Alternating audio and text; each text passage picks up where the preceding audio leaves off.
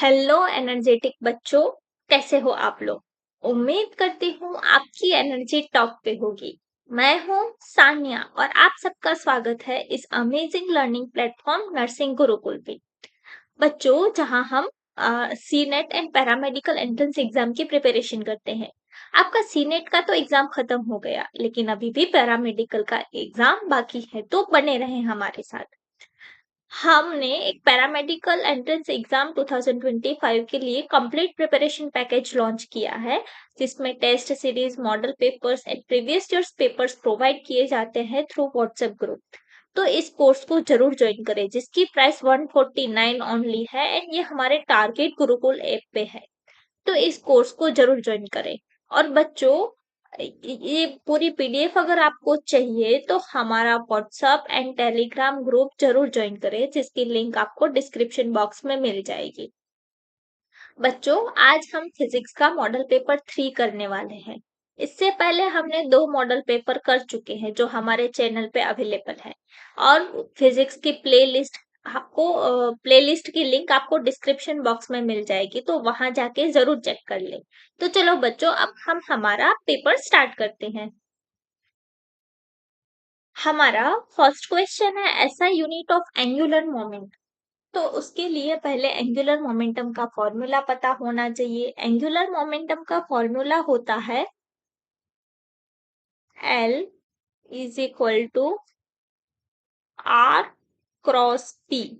अगर हमें यूनिट चाहिए तो R का unit metre, momentum m into v के इक्वल होता है, तो उसका यूनिट अगर हम लिखेंगे तो किलोग्राम मीटर पर सेकंड। ये हमारा यूनिट हो जाएगा m इंटू वी। ये m का यूनिट, ये v का यूनिट।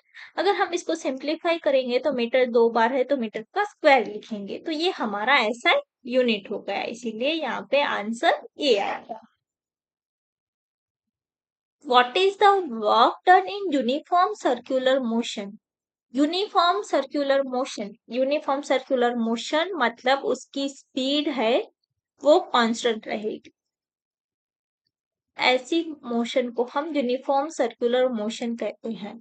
स्पीड कांस्टेंट रहेगी, वेलोसिटी चेंज होगी, क्योंकि वेलोसिटी हर पॉइंट पे हर पॉइंट पे स्पीड की डायरेक्शन चेंज हो रही है, तो वेलोसिटी डायरेक्शन चेंज होने की वजह से चेंज होगी, और इसीलिए उसका एक्सेलरेशन मिलेगा। और यूनिफॉर्म सर्कुलर मोशन में एक्सेलरेशन हमेशा सेंटर की तरफ होता है। अब हमें पता है F is equal to m a, तो जहां पे फोर्स होगा उसी डायरेक्शन में एक्सेलरेशन होगा। यहाँ पे आप देखोगे तो फोर्स टुवर्ड्स द सेंटर है और डिस्प्लेसमेंट है, डिस्प्लेसमेंट ऐसे होगा, इसके टेंजेंट की डायरेक्शन में होगा। तो F डॉट डी करेंगे हम वर्क डन के लिए। किसके लिए? वर्क डन के लिए। तो F डॉट प्रोडक्ट है, तो एफ डी कॉस थीटा लिखते हैं। लेकिन यहाँ पे आप देखोगे फोर्स एंड टेंजेंट मतलब ये रेडियस और टेंजेंट के बीच का डायरेक्ट एंगल हो जाएगा 90 डिग्री, और cos 90 की वैल्यू 0 होती है, इसीलिए वर्क डन 0 हो जाएगा। तो बच्चों, याद रखना कि हमेशा यूनिफॉर्म सर्कुलर मोशन में वर्क डन 0 ही होता है, हमेशा। क्वेश्चन नंबर 3 है, a satellite moves around the earth in a circular orbit, what is the nature of acceleration.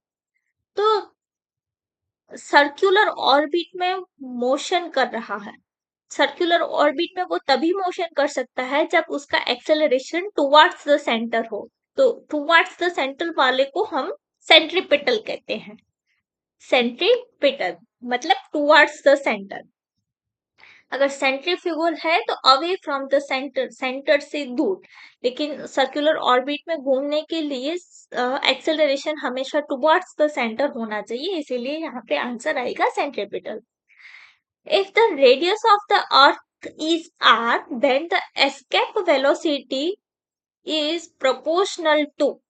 हमें एस्केप वेलोसिटी किसके प्रोपोर्शन होगी वो पता है, तो हमें इसके लिए एस्केप वेलोसिटी का फॉर्मूला पता होना चाहिए। तो एस्केप वेलोसिटी का फॉर्मूला होता है under root 2 g m e upon r e होता है। ये होता है एस्केप वेलोसिटी का फॉर्मूला। तो यहाँ पे आप देखोगे V एंड RE का कैसा रिलेशन है, V is proportional to 1 upon under root RE, ऐसा रिलेशन है।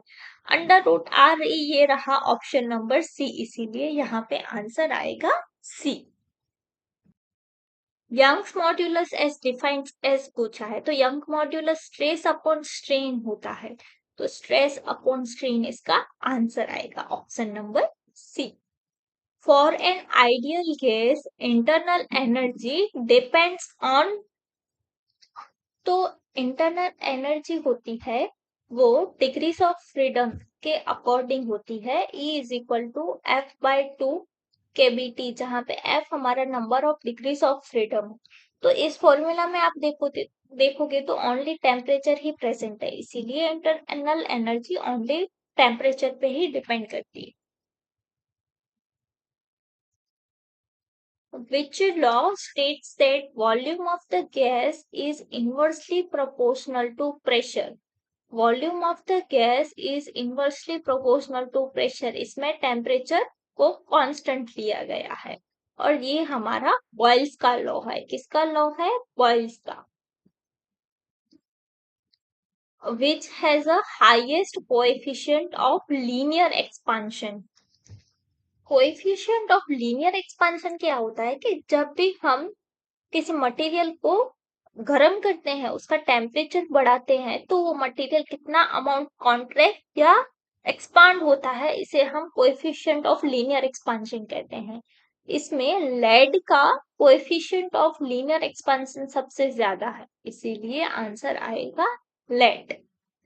Heat energy transfers without medium is called, तो विदाउट मीडियम जो ट्रांसफर्स होती है उसे हम रेडिएशन कहते हैं, और ये हमारा सन सन है। सन की जो गर्मी है वो हम तक पहुंच रही है, तो सन से अर्थ के बीच में तो वैक्यूम ही है, कोई मीडियम नहीं है, फिर भी हमारे तक पहुंच रही है। वो किस वजह से? वो रेडिएशन की वजह से, इसीलिए यहाँ पे आंसर आएगा रेडिएशन।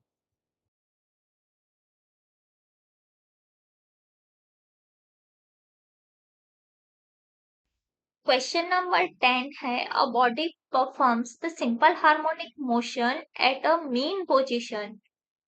एट मीन पोजीशन क्या होगा? तो एक यहाँ पे सिस्टम लेते हैं जो सिंपल हार्मोनिक मोशन कर रही है, तो जो एक्सट्रीम एंड्स है वहां पे वेलोसिटी जीरो होती है, एक्सट्रीम एंड्स पे वेलोसिटी जीरो होती है, एंड डिस्प्लेसमेंट होता है वो मैक्सिमम होता है।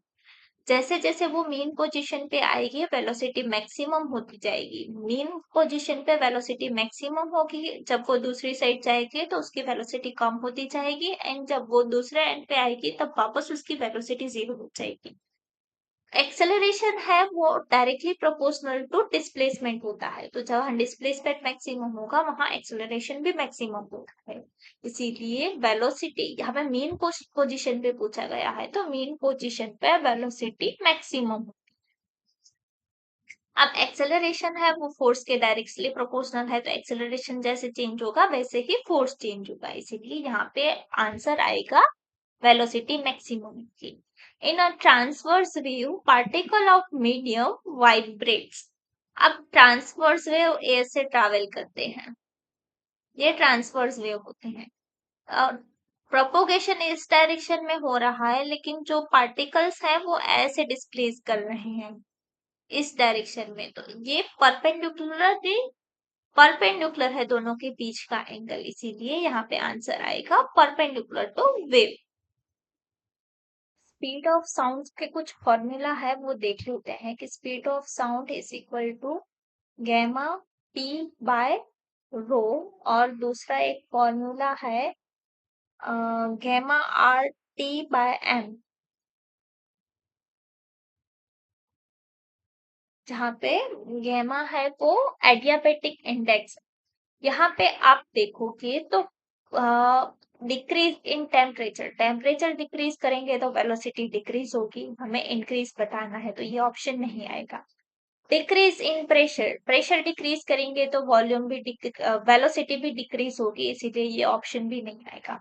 इंक्रीज इन ह्यूमिडिटी, ये ऑप्शन आएगा, क्योंकि जब ह्यूमिडिटी इंक्रीज होती है तो डेंसिटी कम होती है, डेंसिटी कम होगी तो वेलोसिटी बढ़ेगी, इसीलिए यहाँ पे आंसर आएगा increase in humidity. Reverberation reverberation time is related to. तो जब भी साउंड वेव ट्रैवल करता है किसी सरफेस के साथ, तो उसका इंटरेक्शन होता है, वो दीवार हो फ्लोर हो, उसके साथ जब इंटरेक्शन होता है तो साउंड वेव का रिफ्लेक्शन होता है। एंड मल्टीपल ऐसे रिफ्लेक्शन की वजह से हमें इको सुनाई देता है। तो ये हमारा रिवर्बरेशन टाइम हो गया। ये रिफ्लेक्शन की वजह से होता है, इसीलिए यहाँ पे आंसर आएगा reflection. Which mirror is used in a rear view mirror? rear view mirror के लिए हमेशा जो इमेज है वो इरेक्ट होनी चाहिए, और इरेक्ट इमेज हमें कॉन्वेक्स मिरर में मिलती है, इसीलिए यहाँ पे आंसर आएगा convex mirror. Speed of the light in vacuum, इसमें शायद कुछ प्रिंटिंग में मिस्टेक है।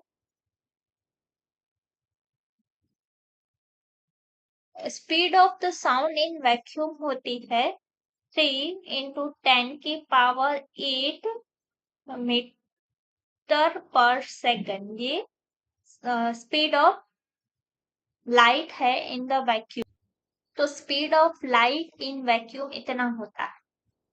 अगर यहाँ पे वैक्यूम स्पीड ऑफ लाइट की जगह स्पीड ऑफ साउंड पूछा जाता तो आंसर 0 आता। क्यों? क्योंकि जो साउंड वेव्स होते हैं वो मैकेनिकल वेव्स होते हैं, उनको ट्रैवल करने के लिए मीडियम की जरूरत होती है, और वो वैक्यूम में ट्रैवल नहीं कर सकते, इसीलिए स्पीड ऑफ साउंड होता तो 0 आएगा, लेकिन स्पीड ऑफ लाइट है तो 3 × 10⁸ मीटर पर सेकेंड आएगा। Optical fibre works on the principle of. तो ऑप्टिकल फाइबर किसकी प्रिंसिपल पे काम करता है? टोटल इंटरनल रिफ्लेक्शन पे काम करता है। टोटल इंटरनल रिफ्लेक्शन पे काम करता है। Which phenomena cause the rainbow formation? तो रेनबो फॉर्मेशन डिस्पर्शन की वजह से होता है। क्या होता है, एक जो पानी की बूंद है उसमें जब सनरे जाता है तो यहाँ से उसका रिफ्रैक्शन होगा, और साथ साथ वो रंगों में टूट जाएगा, डिस्पर्जन होगा। तो रिफ्रैक्शन एंड डिस्पर्जन होगा साथ में, जिसकी वजह से वो टूट जाएगा। देन यहाँ से टोटल इंटरनल रिफ्लेक्शन होगा। फिर यहाँ sorry may be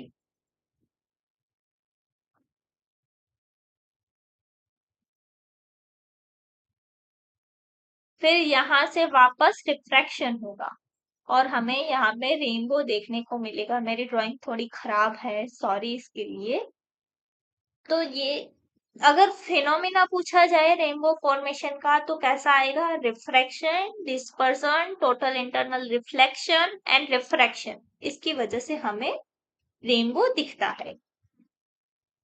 resistance of the wire depends on. अरे बच्चों ये तो हमने बहुत बार कर लिया, अब इसका आंसर आप बताओगे। ऐसा यूनिट ऑफ चार्ज, ये भी हमने बहुत बार कर लिया है, ये भी बहुत इजी क्वेश्चन है, इसका आंसर भी आप बताओगे। Current is defined as. Current कैसे डिफाइन होता है? करंट होता है I is equal to Q by T, charge upon time. Charge upon time, इसीलिए यहाँ पे आंसर आएगा charge upon time. The potential difference between 2 points is 10 volt if 2 coulomb charge moves work done is। देखो, potential and charge वाला कुछ हो तो work done कितना होगा? Q डेल्टा V के अक्रॉस इक्वल होगा, जहां पे Q चार्ज है and delta V potential difference है। चार्ज यहाँ पे 2 कूलम दिया है, delta V potential difference 10 volt दिया गया है, तो उसका आंसर आएगा 20 और जूल, क्योंकि वर्क डन का यूनिट जूल होता है, इसीलिए यहाँ पे आंसर आएगा 20 joule. magnetic field due to a straight wire is given by straight wire straight wire तो magnetic field due to straight wire होता है B is equal to mu naught I upon 2 pi R। यहाँ पे कुछ printing mistake है। ये हमारा जो इक्वेशन का फॉर्मेट है वो ऐसे में कन्वर्ट नहीं हो पाया है, इसीलिए ऐसा हो गया है। लेकिन आंसर ये आएगा mu naught I upon 2 pi R। Unit of capacitance, capacitance का यूनिट होता है फैराड। इस कैपेसिटेंस को हम फैराड में लिखते हैं, इसीलिए यहाँ पे आंसर आएगा farad. Frequency of AC in India, India में एसी की फ्रीक्वेंसी 50 हर्ट्ज होती है, इसीलिए आंसर आएगा 50 हर्ट्ज। और वोल्टेज कितना आता है, क्या आपको पता है? चलो बताओ वोल्टेज कितना है इंडिया में। ये तो पता होना चाहिए, हम इंडिया में रहते हैं।